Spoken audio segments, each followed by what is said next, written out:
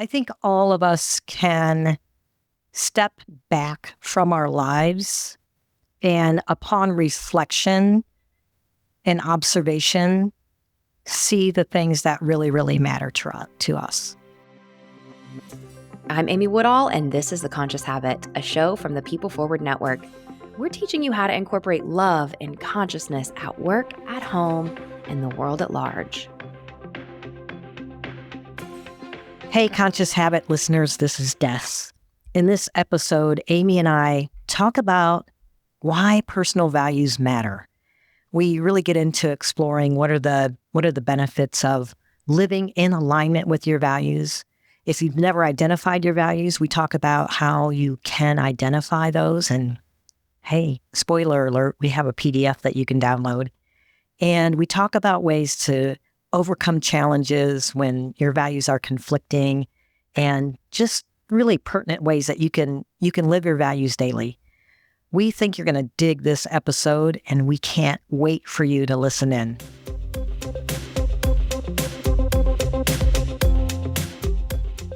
Hey everyone, welcome to the Conscious Habit podcast. This is Des. I'm here with Amy. Today we're going to talk about personal values. Like, what are the things that we can do to make sure that we're clear about what they are, and how do we live by those to really unlock our authentic selves?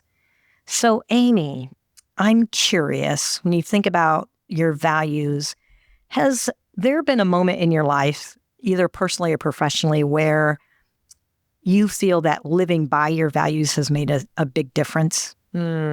I love this topic too, because you are somebody who is like, you're so strong in yours. You've known them, you've had them whittled down. You teach this to clients, really consistently. And it's such a guiding post. So I'm so appreciate this conversation we're going to have today. And I was sharing with Des kind of offline that this is an exercise for me to go through and really reevaluate and, see what's most important. I also shared that my number one value is integrity. And so when I've made business decisions, actually in leaving Sandler, and we knew that I was going to leave Sandler. For listeners who aren't familiar, I was with Sandler for over a decade, and then had stepped into role as president for TrustPoint here in Indianapolis, and held that role for a couple of years. And in 2023, we knew that I was going to take the year to kind of wind down and then officially make my exit in 2024. And every step of the way, what guided the decision-making and how things were handed off and what I said yes to, and it was all with the undercurrent of integrity. And if it didn't feel aligned with integrity, I wasn't going to do it. I just wanted to feel good about, loving it and leaving at the same time and keeping those things integrated. So I feel like that's a big one. That's one I'm unwilling to, compromise on, integrity. What about for you, Des? I see that all over the place in your life. Like when we were talking earlier before we hit record and you said integrity, I was like, yep. I think that is something that's so powerful about naming and claiming our values, is that when we do put the name to it, it's like, oh, it totally makes sense to us. And it should, by all accounts, make sense to those around us, because our values guide our motivations and are guiding principles for our lives. I have a similar story that comes to mind about my values, and that is, it was likely, Amy, before I actually solidified what were my top 5, but I knew when I was in alignment with them, and I definitely knew when there was life felt, this is a really technical term, very bajanky, when I was living and doing things that were not aligned with my values. And it was when I was in corporate America, part of my soul had exited the building. And if I go back and think about one incredibly important value of mine is contribution. And the work that I was doing back then, it was definitely a contribution, but not in a way that really spoke to my soul. I have jokingly said, not to be negative about that work, but one of our taglines was, we're going to give people sleep at night confidence that their freight is getting from one part of the world to the other. And it's not that that didn't matter to me, but really I could give a shit. It wasn't enough. Like for the longest time, it fed my soul to be able to do that. And right up until it didn't. And when I realized I needed to be a contribution in a different way, that's when I started to make decisions that were based upon being that contribution. So that's how it stands out, significantly for me. And for every single value, I could probably give you dozens of stories of how I've made choices from those values. So I talked earlier, Amy, that values are there are motivations, they are our guiding principles in our lives. So I'm curious, when you think about your values, we know that integrity is a big one. What are some of the other values that you hold near and dear? Oh, it's good to reflect on this of, I think this kind of comes back to like formula for feeling good a little bit to me. Like, what are the things that if I'm disciplined and kind of driving by them, then the rest of life feels like it's easier?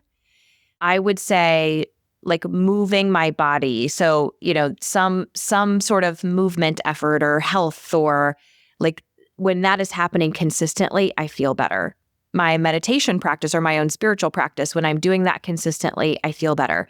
If I'm not doing those things, if like whatever, I make excuses, I'm not prioritizing, whatever, they fall off the radar for whatever reason, then life feels a bit janky. I like that word, Des. It feels just the everyday, not even the big decisions, but just the everyday of like making it through the day feels more challenging. Yeah, so those certainly come to mind. I think contribution, ooh, I like that. I don't know what's gonna be in my top 5. I'm gonna force myself to do this exercise in a good way. Definitely connection. If I go a long time without connecting to my people or humans or, anybody, then I feel like I feel less of myself. So a lot of the pieces you shared feel like they resonate. What are your 5? Yeah. So I mentioned earlier, contribution is one. And over time, I will say, Amy, I've done many values exercises. And by the way, I will put a link to a PDF that you can download if you want to take yourself through a step-by-step process for naming your values, because naming them gives you such great power. My values, like how I used to name them, evolved. The very first time that I did a values exercise, for example, family was a value. And like contribution, I decided over time, I was like, family does matter. And I've got my biological family and I have my logical family. And so I also wanted my values to be very behaviorally based. And so family for me evolved into connection. So it's my family of choice and the family I was born into. And the reason why I chose connection is because I want to be in an action about it. When I'm with them, to be present, to make sure that I am making time for those connections. I'll never forget my niece had a volleyball game like on a Monday night in Fort Wayne. And she was like, I can't believe you came. And I'm like, babe, like, I love you. And I wanted to see you play volleyball. Haven't seen you. She's like, but it was like, an hour game and you just drove 4 hours. I'm like, yeah. You're so good at that. Des, when you showed up at my aunt's funeral, I was like, you're here? And you're like, of course I'm here. So you live that in such a meaningful way. Yeah, you are there for people and it's a gift. Well, thank you. And I've got work to do. I have behavior and actions to do there. And thank you. So contribution, connection, spirituality, for the same reason that you said, that my practices and faith are my guideposts for a life well lived and staying aligned, right? When I don't have those practices in play, there's a whole different level of bajanky that's going on. Is it babitchy? That's what it would be for me. Yes. It's definitely a version of that. Health is definitely a value of mine. I feel like without our health, what do we have? if I'm not vibrant and able to move about the planet in the way that supports the things that I love to do, then I think that's a really tough way to live. And then the last one is gratitude. And I chose gratitude because I want to continually practice being in a place of deep appreciation and not of a place of expectation of the things in my life. And I don't want to take things for granted. Those are so great. I'm curious because you said you made yours action-oriented.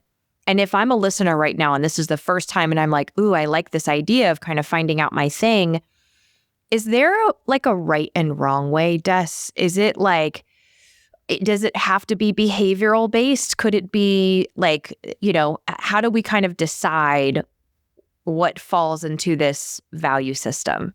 I love that question. You're correct that there is no right or wrong way. Your values, it's what matters to you and what the word that you give, what meaning you give to it. So if your value, I'm holding a pen. If your value is pen, you be you, boo. Like whatever that means for you and how it's going to lead your life. Maybe, I don't know, maybe you're a writer and you just want to like drain the ink out of this baby.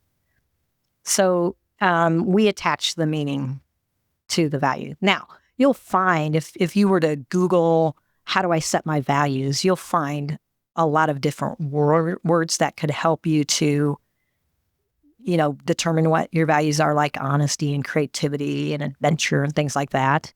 But again, choose what works for you. I love this. And I've just been writing down random words that are coming to mind through. I'm so glad that you have this exercise for folks to be able to go through at home too. But I don't know when you first identified yours. I do want to just give you props. As I said, you live out connection so deeply, but you live out all of your values. I really know and see this in Des, that she is so disciplined in like an impactful and inspiring way. You are the most disciplined person in your health that I probably know. There is no like, Des is like, oh, I fell off the wagon and, ate a cake this weekend. Like there's Were you watching me? But I feel like it's an extreme occasion for you to like miss a workout or not honor your body by eating what makes it feel its best. And like you really do live this out. And so years ago when you were going through this exercise, how did you approach it? Was it, what are the things that need to be true for me to feel optimized? Is it, what are the things that need to be true for me to help guide my decisions? What was the lens in which you looked at your value creations from? Yeah. So one, I think all of us can step back from our lives and upon reflection and observation, see the things that really, really matter to us. I think we can see them by the things that we are doing that feel really good and feel aligned to what you said earlier. And we can also look at it through the lens of the things that maybe we do or feel like we have to do that are not aligned. Like that lens gives us a lot of really valuable insight as well. And I'll give you a case in point, Amy. We know that during the pandemic, a lot of people made choices from, am I in the right job or career or not? And they left. Hey, you know what? Being able to go out and travel and do these things matter to me, and I haven't done that. I'm going to do them.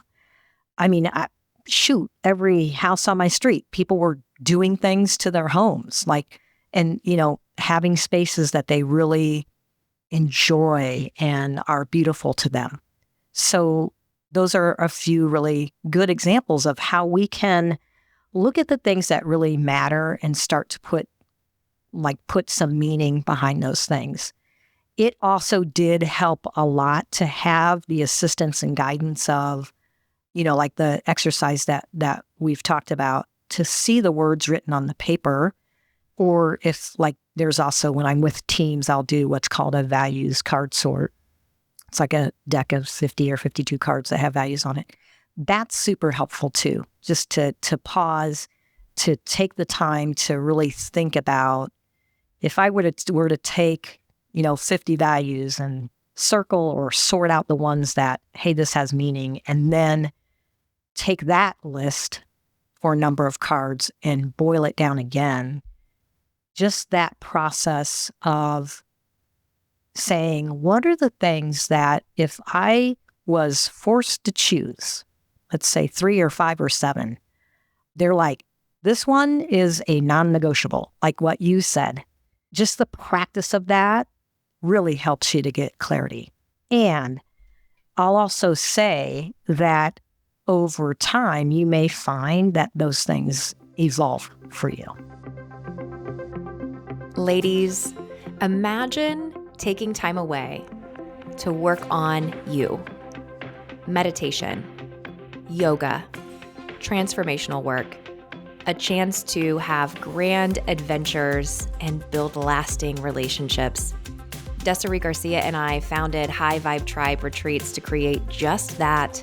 And if you're curious about joining us on our next retreat, head over to highvibetriberetreat.com, link in the show notes. I think that's good to reflect on too, whether you've already done this practice or not. And by the way, we do values in organizations. We, meaning the collective, like in organizations, we're doing mission, vision, values. And then hopefully in organizations, we're putting behavior and action behind values, and it drives our decision making, and we're holding ourselves and our teams accountable to really living through those values. But I think this personal exercise is obviously more meaningful, and it also allows us to figure out, Des, a lot like your journey, when you looked at your value system, you could see that it no longer fit into the organization and the work that you were doing. And it helped drive the next decision, which was, 18, maybe almost 19 years ago, starting Vita Aventura. So having that guidepost both in an organization, but also on a personal level, I think it helps us feel a little less lost, and it gives us more of an inner compass to be guided by. Absolutely. And I will share, Amy, values in an organization guides you around the behaviors that are acceptable and unacceptable in the organization. They cascade from, as you said, mission, vision. Something that is super interesting is there's a book called The Leadership Challenge. It's written by Kouzes and Posner. In that book, they talk about the importance of understanding your personal values. And I'll talk in a moment about why that relates to your organizational values. When you know your personal values and you also know your organizational values, the level of commitment that you have to that organization goes up to, and they assign numbers on a 1 to 7 scale. It's like something like 6.26 level of commitment. When you don't know your values and the organization knows its values, that number plummets. And the reason why is, as human beings, we don't want to be told what should matter to us. So just by knowing, and I'll go back to your point, by knowing what your values are, that's how you can make choices about, hey, is this the right place for me? Whether that is the organization that you work for, maybe it's where you get your spiritual fulfillment. It might be where you are volunteering your time. It might be in the relationships that you have. So that clarity really is a guidepost for us. And I'll share one of my favorite quotes. It's not hard to make decisions when you know what your values are. And that's by Roy Disney. Not Walt, Roy Disney. Younger brother. I don't know, allegedly. I don't know either. I'm glad that you brought that up, because my mind was going to, a Desism, right? How you do anything's how you do everything. Also Jess Sims-ism. She says that all the time too. And I'm thinking about, often we might think that things have to be fully aligned, but is that true? Like, does my value have to be, do they have to be fully aligned with an organization's value? Or does my values have to be fully aligned with a partner's value, with my spouse or my partner? Or do they just need to be respected? Or, what is that? What tends to work best? Is it that this full alignment needs to be there? Or is it, I imagine for, you and your partnership, maybe not every single value is like line by line identical, but there's got to be something there that still helps us be able to live true, even if it's not identical. Mm-hmm. Yeah. In my opinion, Amy, it's the latter, that they do not have to be exact. They don't have to be aligned, whether it's our personal relationships or like the values of our organization. I think the respect piece is super important. And I think what's equally important is that if there is incongruence, that it's not a non-negotiable. Like personally, because health is a value of mine, I would not go and work for a tobacco company. I can't even conceive of it. So it's like that would be like that's a stop for me.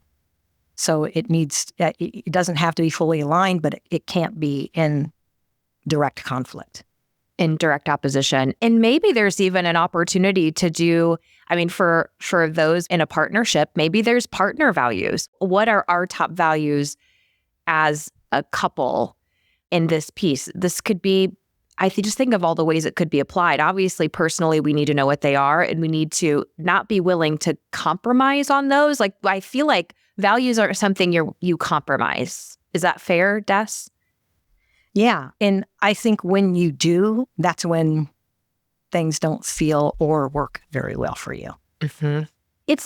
I think it's an authenticity thing. Maybe that's a value for some people too. I think I wrote that word down as I was coming up with all the words that were coming to mind. But, authenticity has been measured. Scientists came together. They were measuring the electromagnetic output of various emotions that were being held in a room with a group of individuals. And so they would have them hold the emotion of anger, and they could see, how low the vibrational output was of that. They would have them hold the emotion of love, and they could see how high the vibrational output was. And everybody figured that love would be the highest. But when they had people get into embodiment in true alignment with their own authenticity, that is when it went even higher than love.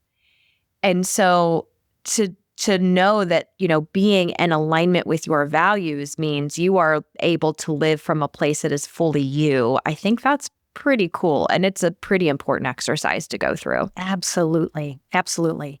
It just, like studies have shown that knowing your values, like that alignment, it increases our self-esteem and our confidence, right? That's going to have an impact on our competence too.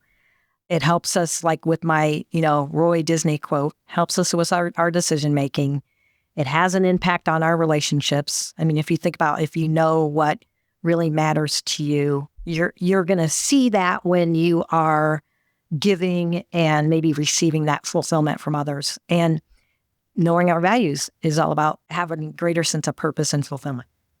So can we go through this then, Des? I love all of these pieces. Like if there are people, and if you're pen and paper ready, or maybe you're listening to this and you want to pause and come back, later, what are the first steps that we would take in getting our core values identified?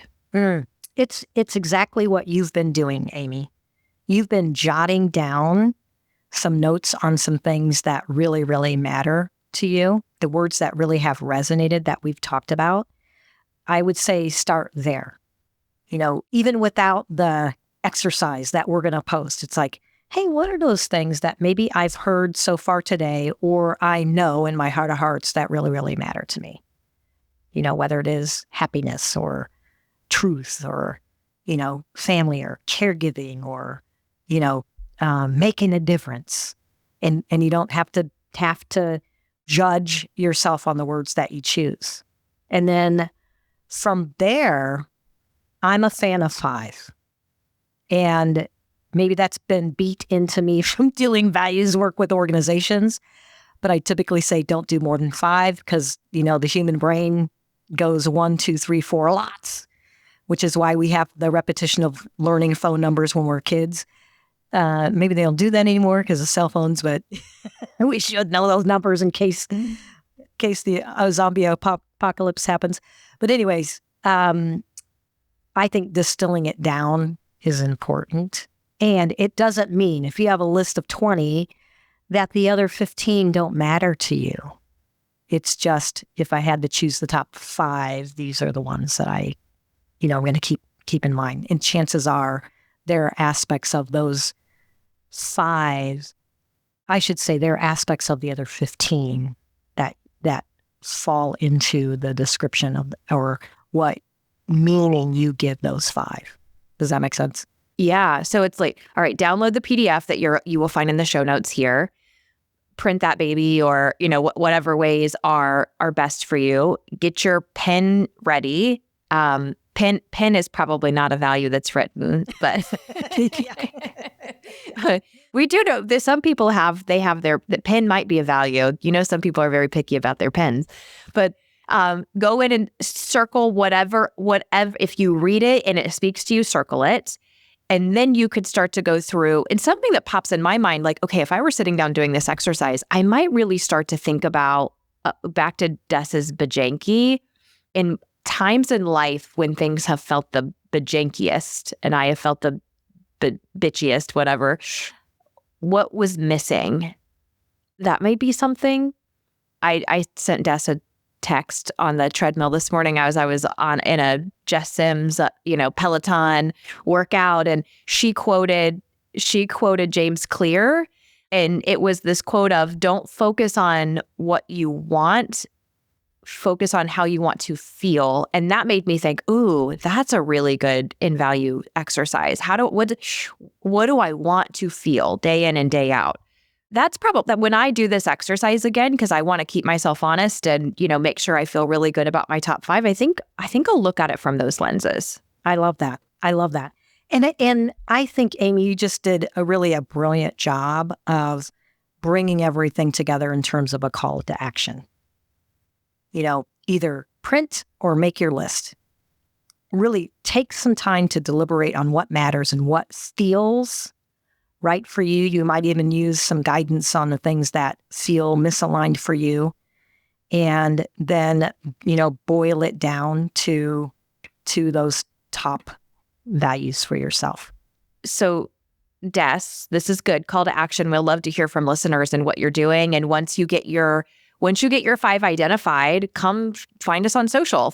We'll post about this episode on social. Come find us in the LinkedIn comments, and in particular, and let us know what your top 5 are. We would love to hear from you. And Des, as you mentioned your top 5, I feel like your days, like day in and day out, your days are really wrapped around your values. And so now my mind goes, now what do we do with these values? They're great guiding posts for making decisions, but I think you've taken this to a step, I don't know if everybody does this, of how do I live it and honor it daily? How do people think about doing and using that? Yeah, it starts with knowing. And then again, I make my daily decisions from those. So 1, I'm going to start my day, as you know, with working out. Most days, five days a week or so, I'm gonna start my day by working out. And then really, I've designed my life around those values. I'm a big, with my TSRW practice, this shit really works practice, keeping some things in front of me, my gratitude practice, and, doing that every morning or sometimes in the evening. It's, with my spirituality, it's taking some time during the day for meditation. So taking whatever words you choose as your actions, or whatever words that you choose as your values, and then how can you put those into action?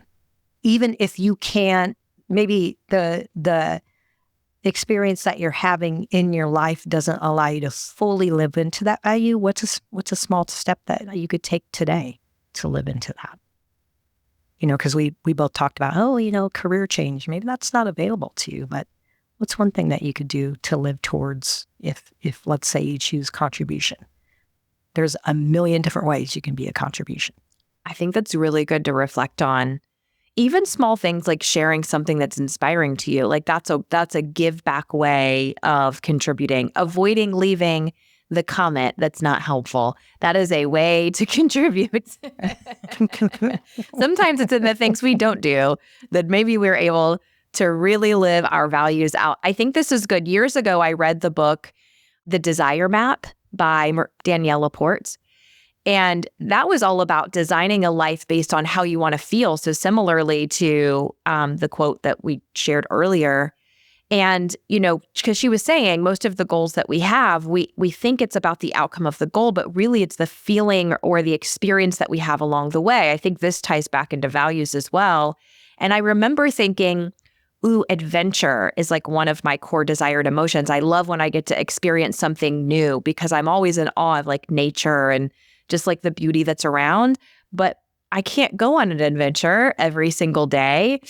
And so ways that I began to incorporate that was like, I'm going to take a different route to work. Instead of the same one I take every single day, I'm just going to drive down a different road that maybe I haven't taken before. I'm going to order something different when I go to the coffee shop instead of my consistent thing. So I love your suggestion of small things. Like we can honor these in small things. It doesn't have to be all or nothing. Baby steps count too. Yeah, I love it. I love those ideas too. Really good examples. Well, I'm excited to go and finalize my top 5. I'll make sure I share those when we post this episode too. I will be the first one in the comments sharing my top 5, and I'm excited to hear from everybody else. I am too. So let me leave with one of my favorite quotes on values. It's from Gandhi. Keep your thoughts positive because your thoughts become your words. Keep your words positive because your words become your behavior. Keep your behavior positive because your behaviors become your habits. Keep your habits positive because your habits become your values. And keep your values positive because your values become your destiny. Thanks for listening to the Conscious Habit Podcast. If you dug this episode, we'd love it if you would subscribe, rate, and review this podcast. And if you're into this consciousness thing, if you like this conversation and you want to meet more like-minded people, head on over to Facebook and join the Conscious Habit community. Until next time, do the world a favor and go love yourself.